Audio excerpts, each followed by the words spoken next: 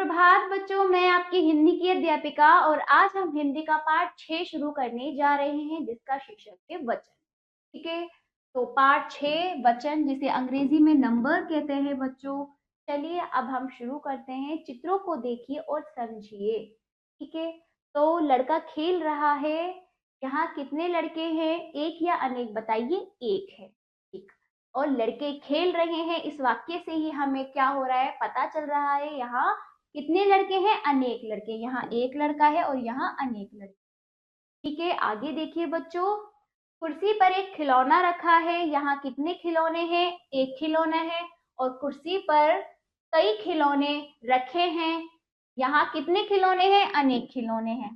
तो हमें वाक्य से, शब्दों से ही पता चल रहा है। शब्दों से, जिन ये रहा खिलौना, खिलौने, लड़का, लड़के, इन शब्दों से पता चल रहा है कि एक है या अनेक। ठीक है, चलिए ऊपर दिए गए चित्रों के नीचे लिखे वाक्यों में लड़का और खिलौने एक तथा लड़के और खिलौने शब्द अनेक होने का बोध करा रहे हैं। ठीक इस प्रकार से लाल किए गए शब्द संख्या का बोध करा रहे हैं। इस प्रकार से लाल किए गए शब्द संख्या का बोध करा रहे हैं। जो लाल है ना, जो शब्द है जिससे हमें एक और अनेक का पता चल रहा है, तो वही हमारे क्या है? संख्या का बोध करा रहे हैं। शब्दों के जिस रूप से उसके एक या अनेक होने का पता चलता है उसे वचन कहते हैं। यानी लड़का, लड़के, खिलौना, खिलौने, इन शब्दों के रूप से पता चल रहा है एक है या अनेक, तो ये क्या है? वचन कहलाएंगे। ठीक है बच्चों, यही तो वचन है जिन शब्दों से पता चलता है एक है या अनेक, एक है या एक से ज्यादा है। ठीक है, वचन के भेद देखिए। वचन के दो भेद होते हैं, एक वचन, बहुवचन। शब्दों के जिस रूप से उसके एक होने का बोध होता है उसे एक वचन कहते हैं। जैसे यहाँ एक गेंद है। ठीक है, चलिए बहुवचन शब्दों के जिस रूप से उसके अनेक होने का पता चलता है उसे बहुवचन कहते हैं। जैसे यहाँ कई गेंदे हैं, कई गेंदे हैं। यहाँ एक गेंद है, गेंद और गेंदे, इन शब्दों से ही पता चल रहा है एक है या अनेक, है ना। गेंद और गेंदे, ये क्या है? एक वचन और बहुवचन। ये क्या है? यहाँ एक फूल है, यहाँ कई फूल हैं, तो कई और एक भी हमें क्या पता बता रहे हैं? एक वचन व बहुवचन का पता चल रहा है, एक व कई से। ठीक है, यहाँ एक गिलास है, यहाँ कई गिलास हैं। ठीक है, तो एक और कई शब्द वचन है। ऐसे ही यह पुस्तक है, ये पुस्तकें हैं। इन शब्दों से भी हमें पता चल रहा है कि एक है या अनेक। ये देखिए, यह कुर्सी है, ये कुर्सियां हैं। तो हमें वाक्य से ही पता चल गया कि ये एक है या अनेक। तो चलिए अन्य उदाहरण देखिए। एक वचन, बहुवचन, लड़का, लड़के। तो समझ में आ रहा है बच्चों? देखो, हम एक से बहुवचन बना तो लेंगे बहुत आसानी से एक दो बार पढ़ने के बाद, परंतु ये ध्यान रखिए वचन होते क्या है? वो शब्द, वो शब्द रचना जिससे क्या एक व अनेक होने का भाव हो रहा है। शब्दों की ऐसी रचना, शब्दों को इस तरह से आप थोड़ा सा परिवर्तित कर देते हो तो एक से अनेक बन जाता, तो वो रचना ही तो वचन है। वचन दो प्रकार है, एक वचन, बहुवचन। उदाहरण, लड़का, लड़के, लड़की, लड़कियां, गाय, गाय, कपड़ा, कपड़े, स्त्री, स्त्रियां, लता, लताएं, पंखा, पंखे, नदी, नदियां। एक वचन, बहुवचन। आगे देखिए, गाड़ी, गाड़ियां, टोपी, टोपियां, एक, अनेक, रोटी, रोटियां, माता, माताएं, तोता, तोते, मुर्गा, मुर्गे, तितली, तितलियां। ठीक है बच्चों, तो इस प्रकार आप इनका उच्चारण अच्छे से करेंगे। विशेष देख लीजिए।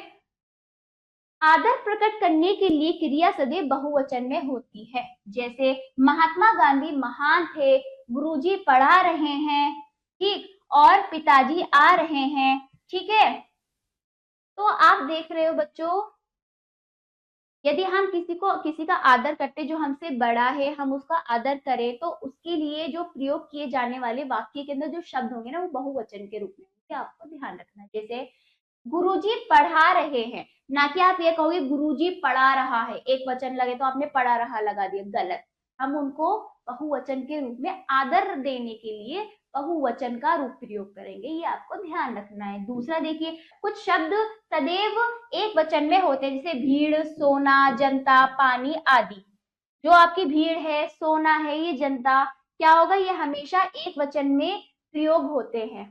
ठीक है, अगला देख, कुछ शब्द सदैव बहुवचन में होते हैं, जैसे आंसू, बाल, दर्शन। यानी कि कुछ शब्द ऐसे हैं जो हमेशा एक वचन, उनमें बहुवचन होकर उनमें कोई परिवर्तन नहीं होता, वो एक वचन में ही प्रयोग होते हैं हर जगह। और कुछ शब्द ऐसे हैं, चाहे एक वचन हो चाहे बहुवचन हो, तो उनका रूप जो होगा वो बहुवचन के रूप में ही प्रयोग होगा, ये आपको ध्यान रखना है। चलिए बच्चों, पुनरावृत्ति कर लेते हैं। शब्दों के जिस रूप से उनके एक होने का बोध होता है उसे एक वचन कहते हैं।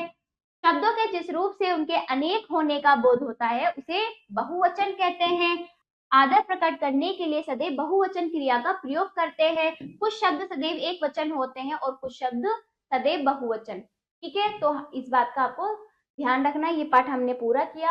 आओ करें अभ्यास। मौखिक देख लीजिए, निम्नलिखित के उत्तर बताइए। नंबर 1, शब्दों के जिस रूप से उनके एक या अनेक होने का बोध होता है उसे क्या कहते हैं।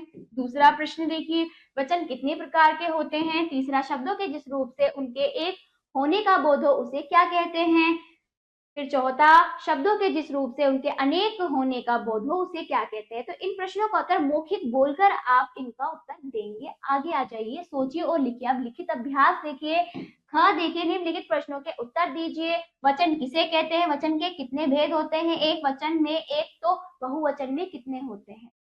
तो इन प्रश्नों का उत्तर लिखित रूप में आप अपने अभ्यास पुस्तिका में पाठ के अनुसार स्वयं देंगे। बच्चों, अगला बहुवचन से मिलाइए।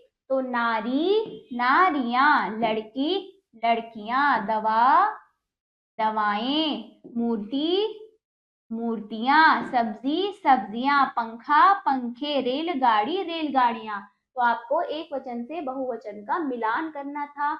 चलिए चलिए बच्चों, अगला अभ्यास देखते हैं।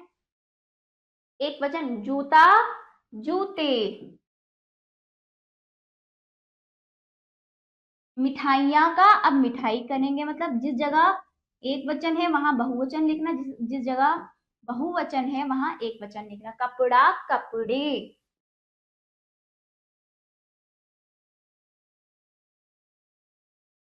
नदियां है तो अब एक वचन क्या होगा, नदी। तोता, तोते। गायें, गायें। तो इस प्रकार आपको करना था। अगला अभ्यास देखिए बच्चों, नीचे दिए गए शब्दों में से एक वचन तथा बहुवचन शब्द छांटकर लिखिए। जैसे एक वचन पहले हम देख लेते हैं, कढ़ाई, चिड़िया, खिड़की, मेज, हाथी, नाग। हमने एक वचन लिख लिया, पहले एक वचन लिख लो आप, कढ़ाई।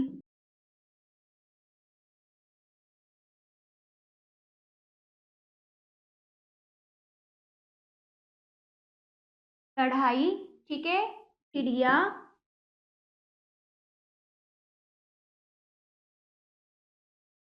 आगे क्या है, खिड़की,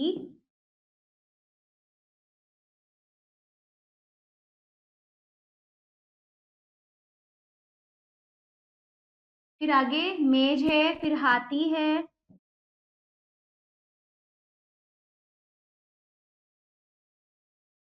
आगे बच्चों फिर क्या है, नाग। देखो बच्चों, एक वचन मैंने लिख दिया, बहुवचन आप स्वयं करेंगे ढूंढ कर इसमें। ठीक है, तो ये आपका अभ्यास है। चलिए अगला देखिए, आपके विद्यालय में निम्नलिखित में से क्या एक वचन में है और क्या बहुवचन में, सही का चिन्ह लगाइए। तो आपके विद्यालय में क्या चीजें एक वचन है, क्या चीजें बहुवचन में है, तो वो आपको बताएं। जैसे गेट, गेट, विद्यालय का गेट क्या होता है, एक ही होता है। तो चलिए, एक में हमने लगा दिया। कक्ष हमारे बहुत सारे होते हैं तो बहुवचन में आ जाएंगे, बहुत सारे यानी बहुवचन। घंटी हमारी एक वचन होती है, एक। ठीक है, कुर्सी, कुर्सी हमारी बहुवचन होती है क्योंकि बहुत सारी कुर्सियां होती है प्रत्येक कक्ष में। ठीक है, बाकी आप स्वयं करेंगे, ये आपका अभ्यास है। बाकी आप स्वयं देखकर इसे करेंगे जैसे मैंने बताया। तो ये पाठ यहीं पर समाप्त होता है। आशा करती हूँ बच्चों आपको ये पाठ समझ आया होगा। इसका अभ्यास आप जरूर कीजिएगा और अब हम मिलते हैं अगले पाठ पर। धन्यवाद।